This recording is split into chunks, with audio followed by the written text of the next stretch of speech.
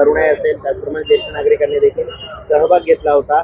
काय नेमकी प्रतिक्रिया आहे? प्रामुख्याने ठाणे महानगरपालिकेची ज्यावेळेस स्थापना झाली त्यानंतर आमचे कैलासवासी सतीश प्रधान साहेबांनी ही मॅरेथॉन स्पर्धा चालू केली होती आणि त्यानंतर धर्मवीर आनंद दिघे साहेबांनी ह्या मॅरेथॉनला राज्यामध्ये नव्हे तर देशामध्ये परिचित केलं आणि त्यानंतर आमचे लाडके उपमुख्यमंत्री शिवसेना पक्षाचे मुख्य नेते आदरणीय एकनाथ शिंदे साहेबांनी त्यांच्या पावलावर पाऊल ठेवून ही मॅरेथॉन आता पुढे नेत आहेत आणि तुम्ही बघताय की फक्त राज्यातीलच नव्हे तर देशातील सगळे धावपटू सहभागी झाले होते आणि आनंदाची गोष्ट अशी तळागाळातले म्हणजे नाशिक असू द्या, पालघर असू द्या, म्हणजे आदिवासी जिल्ह्यांमध्ये ह्या मॅरेथॉन पोहोचलेली आणि ते क्रीडापटू यामध्ये सहभागी झाले होते आणि जास्तीत जास्त बक्षीस हे आदिवासी मुलांना सुद्धा किंवा विद्यार्थ्यांना सुद्धा मिळालेले आहे. ठाणे महानगरपालिका क्षेत्रातील आमचे ज्येष्ठ नागरिकांनी यामध्ये भाग घेतला, काही कॉर्पोरेट सेक्टरच्या लोकांनी भाग घेतला. अतिशय चांगल्या प्रकारचं नियोजन आमच्या ठाणे महानगरपालिकेचे आयुक्त सौरभराव आणि इतर अनेक अधिकाऱ्यांनी केलेलं आहे. क्रीडा खात्याच्या अधिकाऱ्यांनी केलेलं मी त्यांचं मनापासून कौतुक करतो. सकाळी 6 वाजता बरोबर 6च्या ठोक्याला आमचे उपमुख्यमंत्री एकनाथ शिंदे साहेबांनी हिरवा झेंडा दाखवून ह्या मॅरेथॉनला सुरुवात केली आणि ते खरं तर थांबणार होते, पण श्रीनगर येथे असलेल्या कार्यक्रमामुळे ते त्यांना तिकडे जावं लागलं. परंतु मला ही संधी प्राप्त झाली की माझ्या हस्ते या बक्षीस समारंभाचं आयोजन महापालिकेने केलं. त्याबद्दल मी त्यांच्या मनापासून आभार मानतो. आणि ही मॅरेथॉन आम्ही महापालिकेमध्ये नगरसेवक असताना सुद्धा आम्ही धावपटू म्हणून सहभागी व्हायचो. आमचे एकनाथ शिंदे साहेब सहभागी व्हायचे आणि आज ही मॅरेथॉन एवढी मोठ्या प्रमाणावर पूर्ण देशामध्ये चांगली परिचित झालेली याचा आम्हाला अभिमान आहे. राज्य जागा निवडून देऊ असं सांगितलं होतं आणि मी त्यांना राहुल गांधींकडे घेऊन गेलो आणि आम्ही दोघांनी असं ठरवलं की त्यांच्यावर काय लक्ष घालायचं नाही, अशा प्रवृत्तीला काय थारा द्यायचा नाही. अहो, तुम्हाला जर ह्या अशा प्रवृत्तीला थाराच द्यायचा नव्हता तर तुम्ही राहुल गांधींकडे घेऊनच मुळात कशाला गेलात. आणि प्रामुख्यानं ते दुसऱ्या कुठल्याही नेत्याकडे न जाता तुमच्याकडेच का आले? काय ह्याच्यापूर्वी तुम्ही काय असं केलं होतं का? त्यामुळे ते लोक तुमच्याकडे आले. कारण शेवटी गेल्या अनेक वर्षापासून काँग्रेस राष्ट्रवादीची सत्ता या महाराष्ट्रामध्ये होती आणि आता मुख्यमंत्री आणि आमचे दोन्ही उपमुख्यमंत्री अतिशय चांगल्या प्रकारचं काम करतायत. अतिशय चांगल्या प्रकारचं लोकांनी आम्हाला, लाडक्या बहिणींनी आम्हाला एवढ्या मोठ्या प्रमाणात म्हणजे तब्बल 237 जागा आमच्या निवडून आलेल्या आणि चांगलं बहुमत प्राप्त करून दिलेलं आहे.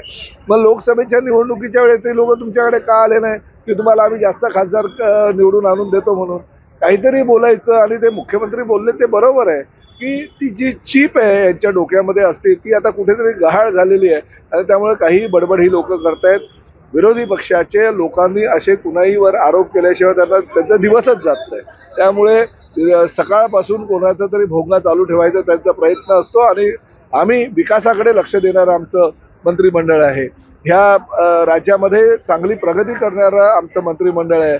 आजही बघा, एवढा मोठ्या ठाण्याचा कार्यक्रम असताना सुद्धा 1200 आमच्या पैलवानांना घेऊन एकनाथ शिंदे साहेब श्रीनगरला गेले आणि या श्रीनगरला आता पर्यटक जात नाहीयेत, परत त्या ठिकाणी पर्यटक जावे, देशाची प्रगती व्हावी, काश्मीरची प्रगती व्हावी, हा मूळ उद्देश डोळ्यासमोर ठेवून जर एकनाथ शिंदे साहेब त्या ठिकाणी जात असतील आणि एक अतिशय चांगलं काम, देशाला अभिमान वाटावा असं करत असतील तर त्यांचं कौतुक करायला पाहिजे. उलट हे काहीतरी 160 जागा निवडून आणल्यावर झाल्या, निवडणुका झाल्या, आमची सत्ता पण आली आणि चांगलं काम पण आमचं सगळं मंत्रिमंडळ करत आहे. त्यामुळे मला असं वाटतं की या वायफळ गप्पा पाय विरोधी पक्षाच्या नेत्यांनी करू नये.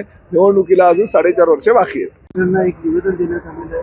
8 महिने उलटले तरी अधिकारी नसल्याची खंत व्यक्त केलेली आहे.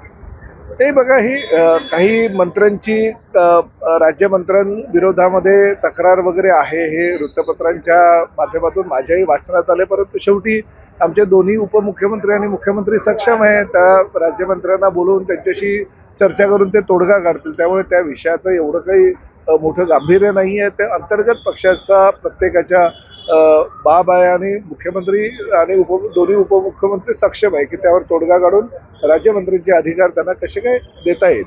दुसरी गोष्ट असं पाहायला गेलं की लोकसभेमध्ये विजयानंतर निवडणूक आयोग चांगला असल्याचा दावा करत होते, मात्र आता विधानसभेच्या निकालानंतर या पद्धतीने आश्चर्याची गोष्ट आहे की राहुल गांधींच्या पावलावर पाऊल ठेवून देशाचे नेते आणि महाराष्ट्राचं एक आदराचं स्थान असलेलं शरदचंद्र पवार राष्ट्रवादी काँग्रेस पक्षाचे नेते सुद्धा काल असं वक्तव्य एक पेटी बांधलेलं आहे, भ्रष्टाचाराचं सरकार आहे आणि उद्या मोर्चा देखील काढणार आहे. हो, यांना काय आता मोर्चा काढण्याशिवाय काय पर्यायच नाही राहिलेला आहे.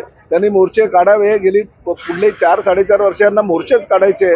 तर येणाऱ्या महापालिकेच्या निवडणुका, नगर परिषदेच्या निवडणुका, जिल्हा परिषदेच्या निवडणुका, पंचायत समितीच्या निवडणुकांवर फक्त आणि फक्त महायुतीचीच सत्ता येणार आहे. त्याच्या पद्धतीचं काम आमचे मुख्यमंत्री देवेंद्र फडणवीस आणि उपमुख्यमंत्री म्हणून अजितदादा पवार आणि एकनाथ शिंदे साहेब या महाराष्ट्रामध्ये चांगलं करतात. तर मास्क खायचं की नाही हे पण आता पालिका ठरवते. कल्याण डोंबिवली महानगरपालिकेत 15 ऑगस्टला दुकानं बंद केली आहे, तरी त्याच्यावरनं मोठी टीका. नाही, त्याबद्दल मला काही माहिती नाही. उगाच ज्या विषयाचं मला काही माहिती नसेल त्या विषयावर मी बोलणं पण उचित होणार. आता isakal.com आहे देशातील नंबर 1 ची मराठी न्यूज वेबसाईट. प्रत्येक अपडेटसाठी isakal.com ला नक्की भेट द्या.